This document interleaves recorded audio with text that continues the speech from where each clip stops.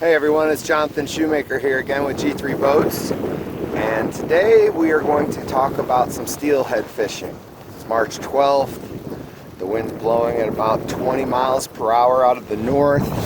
The lake is unfrozen out there on Lake Erie, but people cannot get out there because there are 6 to 8 foot waves and it's mighty cold. So what does the outdoorsman do in northern Ohio?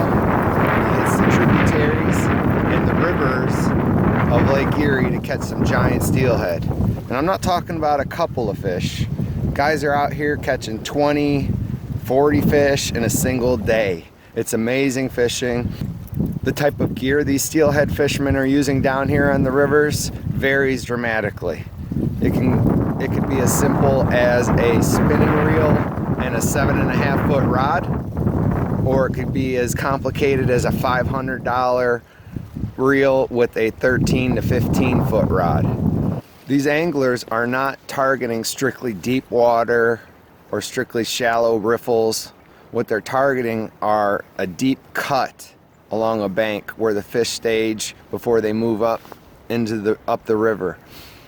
You're looking for a 3 to 6 foot deep channel surrounded by shallow water where the fish will stage before they make another push up into the next section of the river with more deep water. So if you can find shallow water with a deep cut going through it, that'll help you be successful on the river.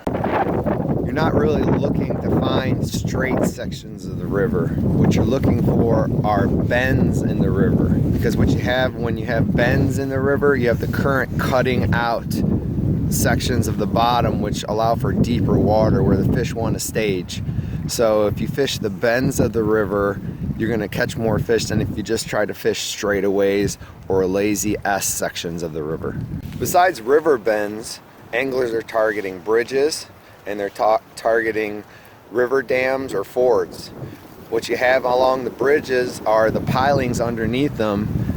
Where they drove those pilings into the river, there's usually some deep water along those pilings, and if you cast up the current along the piling and let it drift along the piling into deeper water, you can catch some fish. And below those river fords or dams, the fish group up there until the river gets high enough. The bottom line, folks, is this stuff is not rocket science. You can come down here with a spinning reel and a rod. You don't need all the expensive gear, and you can catch fish. You can have a good time and enjoy what Lake Erie and its tributaries have to offer to the outdoorsman. I'm Jonathan Shoemaker with G3 Boats. That's steelhead fishing in Lake Erie tributaries.